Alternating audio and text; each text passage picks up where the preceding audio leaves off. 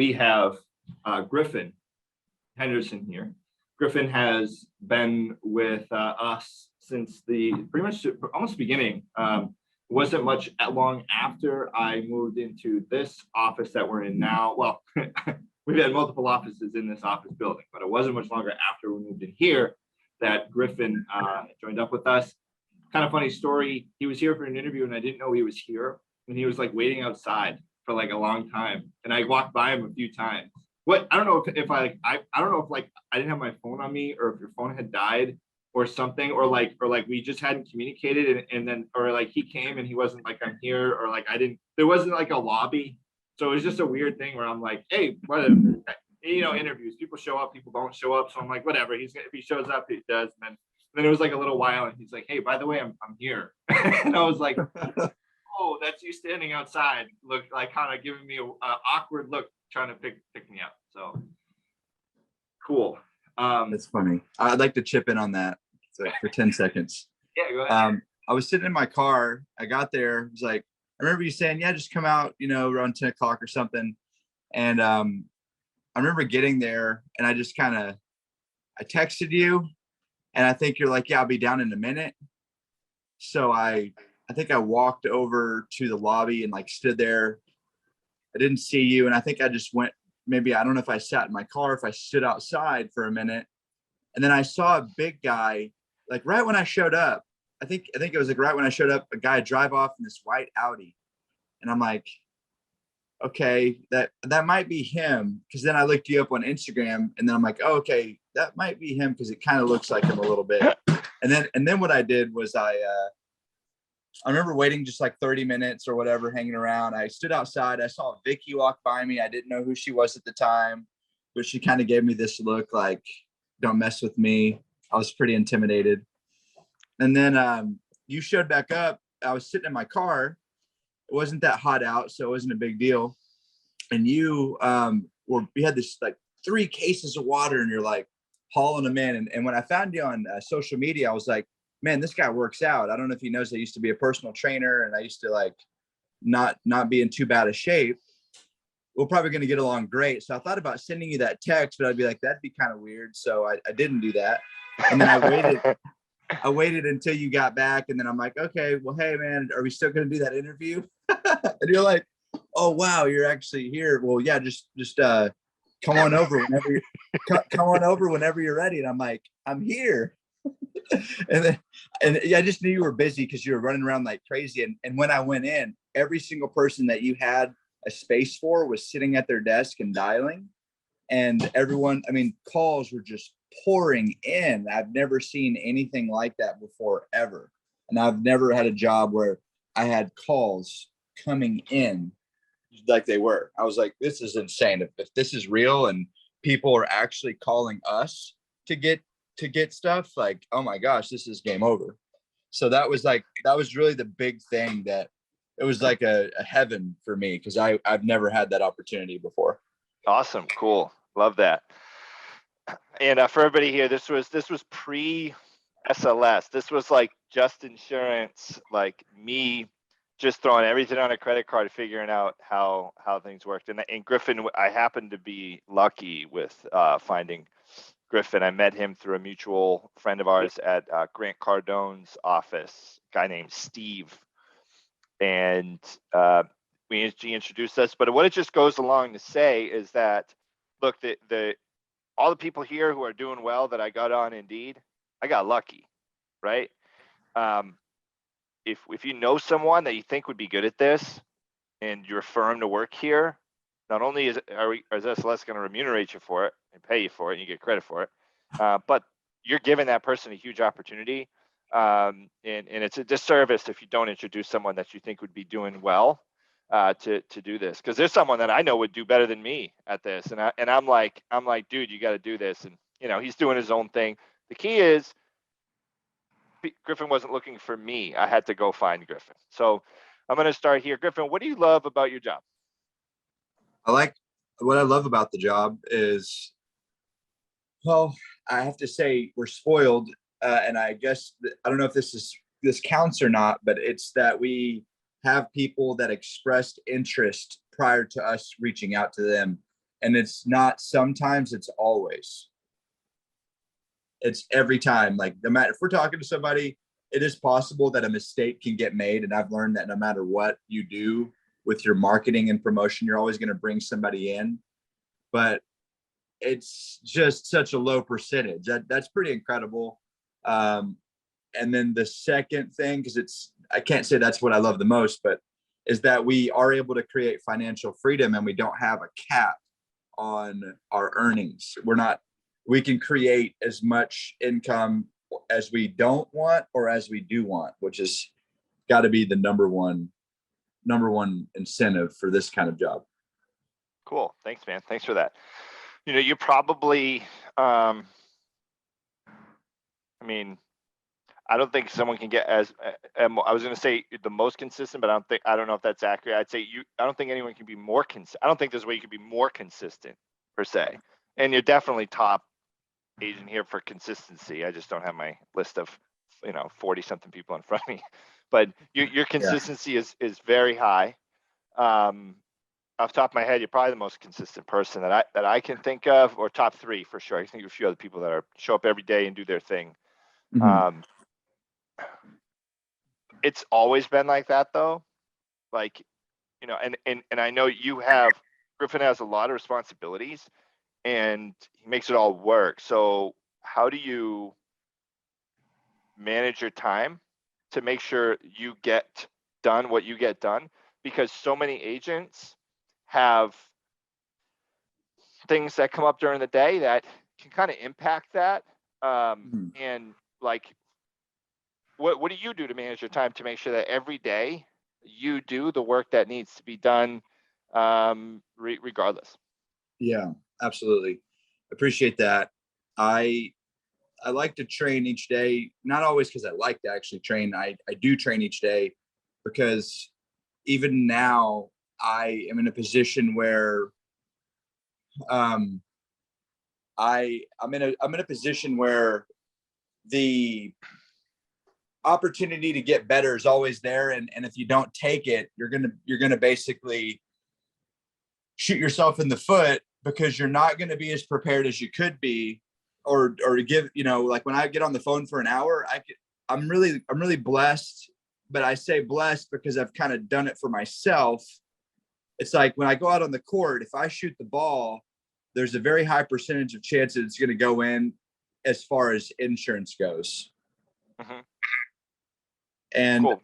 I'm sorry about that. I had a call coming in, but basically, that's the first part of it, really, because when I get on the phone, I've learned when I was with Grant, when they came in, they actually had me get on the phone before they even did my third round interview.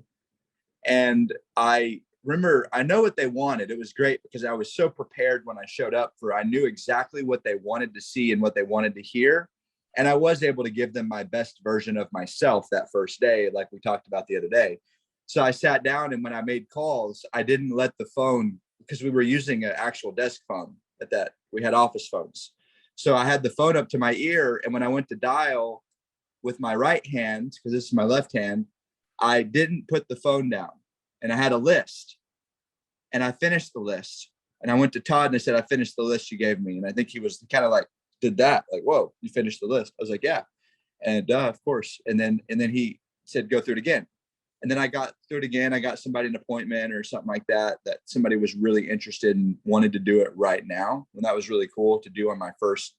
The point I'm making is that when I sat down, I probably made 50 calls in 30 minutes, or, like it was ridiculous. I do that now. Like sometimes I'll have to do something that day, like a very important thing, like maybe meet with a lawyer for something that I needed for something like that. So the point that I'm making is I sit down and make as many calls as humanly possible in a short amount of time. So with that being said, maybe if I had something to do that day that I had to do, like no matter what, like if I had a kid and they were in the emergency room. Yeah. Well, at least for that first half of the day, or those first 3 hours of the day, like I could really hit it hard and get the most out of those 3 hours. And sometimes I could get a sale or two in that time. And then if I had to do something, I can still go do that thing if it's something I have to do. But the really the last thing I'll say on that same point, Justin, it's a mindset about treating it like it's a real job. And when you treat it like it's a real job, because like, why would I go work for somebody else and make their dreams come true, and then not go work for myself and make my dreams come true? Yeah, of course, there's people in the company, and then they profit. Like, you're a manager. Obviously, when you help us and support us, you're going to get credit for that. And the same thing is going to happen. I'm sorry, my phone is getting blown up, so that's what keeps happening. It's very distracting, but essentially, we have to work for ourselves harder than we would work for our best employer. Like, if we had a job at Apple, we wouldn't be. There might be some leniency, but we're not taking breaks. We're not being stuck on the phone, et cetera, et cetera. Exactly, yeah. So here I try to pretend like Grant said, you guys all want to be your own boss. You all want to start your own business. You all want to work for yourselves. But unfortunately, you're just not a very good boss to yourself. You're not a good boss. So you're being a bad boss to yourself. And most businesses in America break even or lose money. Most businesses fail. There's 34 million businesses in America. And this business has been around for 50 years. And I get to be independent contractor for that business, work as much or as little as I want to. I just choose to treat it like a full-time job at the very minimum. And then anything I can do on top of that, it really helps me create. The only time anyone gets upset that I've seen in this company is when they didn't do enough. They're like, oh, my paycheck, or oh, this, or oh, that. The reality was they just didn't really sell enough that week to account for the fact that somebody had a wrong bank info, or somebody's son called upset and canceled their mother's policy for them somehow without your permission or their permission. Multiple things that could go wrong. If you've sold enough policies that week, or somebody does cancel that you thought would never cancel, or whatever bad could happen, you won't be upset because you created enough abundance to where it just doesn't matter. Yeah, because that's going to happen anyway, right? I mean, it's unavoidable. We're going to run into that. So, right. Cool. Yeah. So your secret, you just, hey, get secret to your consistency, time management is just jump on the phone. That's what it is. You just jump on and make as many dials as you can. Griffin actually worked for Grant Cardone, and that's what it is. It was like, hey, you're gonna make 500-600 calls a day, right? And 5 hours of talk time was like, that's all you did. Right? I mean, that's it, right? So it's like you're muted, by the way, Griff.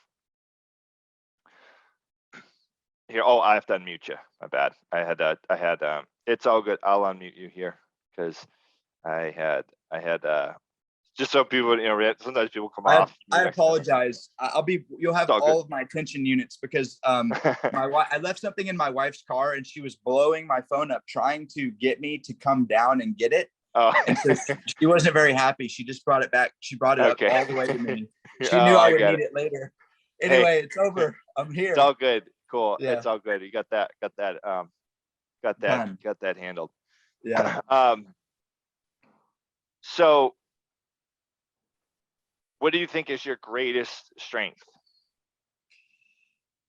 My greatest strength right now is something that it actually makes me really happy. It's like, it reminds me when I watch a Tom Brady interview. I'm not going to compare myself or say like, in fact, I try to be the best version of myself. Matthew McConaughey had like a Academy Award winning thing or whatever. And he was talking about, I keep trying to chase myself 5 years from now. And it's like, why would I compare myself to somebody else?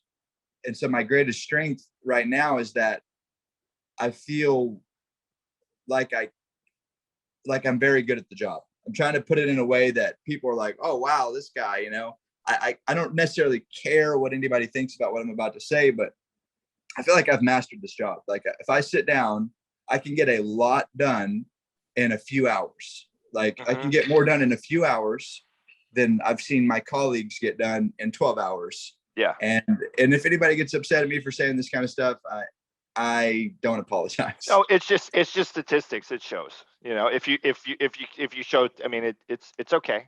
But Yeah, tell people how long did it take, dude. how long did it take you to make your first sale when you started here? It's funny. Yeah, I started and I came in, and I don't know if shadowing was counted in this. It may or may not have been, but I remember on the 8th day of full-time dialing, like 5 hours of talk time a day, 200 plus dials a day, whatever. Um, I remember not closing a sale until the 8th day. It was like a Wednesday at 2 p.m. And then on Thursday I closed 2, and then on Friday I closed 2. So it took me like 8 days to see any fruit fall off the tree. And I had people's socials, I had people's bank accounts, I had people hang up on me, I had people tell me this was a scam. I had all the worst things happen. And I've had people that are, I mean, honestly, they should maybe not even be at the company anymore, and they've come in and made a sale on their first day. Yeah. And so like that was really, I think, a testament to the training that we have at the company, and that you have, and that SLS has. And when you really apply the training, you really can't fail. And then it's just, Grant always said, if you got to be frequent before you get great. I think if you're always striving to get better, you'll naturally know what you're going to run into. Like, there's not a situation that I ever run into now that I haven't ran into before. Mm-hmm. And I found out the handling for that situation. So when they really almost can't rebuttal what I'm saying, because I can tell by the sound of their voice. I can tell if they're driving. I can tell, like, hey, you get a lot of calls, right? They're like, oh my goodness, you have no idea. I'm like, okay, listen, but did you get it done? And they're like, no. I'm like, okay, so it makes sense why you're getting a lot of calls. But can you just tell me what you're running into so I can serve you better? Because there's a reason why you haven't done it yet. And I'll say it like that, so it's not like rude. Yeah, and then tone. they'll say, Tonality is great. Yeah. thank you. They'll say, well, honestly, they're just ridiculously priced and I can't afford it. That's just one of the things Yeah. I've heard. And I found out they're a COPD smoker. So I'm like, okay, obviously, like, people are quoting you with the higher, maybe Pioneer standard. It's like $50 more a month than Gerber. I'm not promoting Gerber, but for a person like that, for that person, he's being told prices other than Gerber, obviously. Yeah. Sir, I've got the best plan in the country for you right now. It will be lower than anything you've heard. And by the way, I want to find out, have you heard about any of these things on TV and in the mail? I won't say the names. I won't say the prices. Oh yeah, there's this one that's $9.95 or whatever. I don't ever tell them that. They tell me that. And then, because that would be bad for me to do, they tell me, I'm like, oh, that, you've heard about that. Well, you probably wondered what the catch was to it, right? I try to bring away the false information that they have. They have false information, because if they had the right information, this would be done. It would already be, wouldn't have to worry about it. So I try to remove the false information. I then try to, at the same time, let them know that I have the best and only option, which is true. There's not a cheaper and better option in that situation than what I mentioned. So then I'm like, listen, at that point, like, they're almost like, whoa, I've just got to do this. And then I also offer to help them stop the phone calls that they're getting. I say, hey, I know tricks and ways to avoid you getting hammered with phone calls. I've got several ways to do that. And they're like, oh my goodness, yes. They get excited because I'm at service for an upset customer. Anyway, that was a very long answer to your question, but that's one example of 100 of situations that someone could run into on the phone. Mm-hmm. And I do it in the first 5 to 10 minutes. And I qualify and find out, I mean, if a guy's unemployed and he's 40 and he's disability for 3 years, and he's probably not going to be able to afford it or pay for it, but I'm still going to try. That's not our target demographic. I try to stay within our target demographic of 45 or 40 to really 50 and above. But if a guy's been laid off 3 months ago and he's getting unemployment or not, I'm like, oh man, how are you paying your bills right now? Oh, well, so those are the situations. I'm grateful that I know exactly how to do this job. It didn't come easy, but I got better all the time. And I'm just really grateful for finally been with something for as long as I have. I've only had one other job like this where I felt that I was in that position. And when I did, I moved states to get a better job. I'm not going to do that here. because I was capped at that prior job. That's why. No, you probably have another question for me. I keep giving you extremely long answers. No, it's cool. It's cool. It's yeah. good for people to hear. We can tell Griffin has landed here as a place where he wants to be on a career level. He tries to be the best version of himself every day. He has a really cool SpongeBob mug, and he just look. Griffin didn't have it any easier or harder than anybody else. Griffin came in and he made calls all day, and Griffin can only work from 9 to 5, and he gets all that done in like the 9 to 5 typical schedule. Sometimes the weekends at nights, right? Mhm. So he had, so for everybody who may be looking to get into the business or is in the business right now, who has time constraints, this is a perfect example of how he makes it. I don't even know if balance is the word. I like to say harmony. I hate that word balance because it's like, I'm going to give equal time here, equal time here. No, like he understands his income is the top priority, right? And that makes it. And then there are other things that are priorities as well. He's married, other stuff he does. So it's all harmoniously interweaved there. He trains every single day, like religiously trains every day to get better. Doesn't try to get information from like 1,000 different sources on what to do. I've noticed it's like a couple. I mean, just we talk about different people's things, but it's really like, hey, I'm just gonna follow like this guy's stuff. And not only that, he applies the training. So he tries to make as many dials as possible every day. He applies the training that he learns, and he tries to capitalize on every single situation. And he's probably been through Cardone University several different times. So since we have about 4 minutes left, what I'm going to do here is open it up to someone. We got raise your virtual hand. We got time for one question, and Griffin would be more than happy to answer a question that anybody would have after this. The best way would probably be email. So he can send you something, and if you need to, have a conversation after, that's fine too. His email is I think it's griffinjhenderson@gmail. Yeah, that's the easiest one to remember. griffinjhenderson@gmail.com. griffinjhenderson@gmail.com. Anybody got any questions? Want to throw the hands up in the non-confrontational way? And I really would appreciate it too if somebody did have a question. Yeah, for sure. Some people they also may not understand the because we have.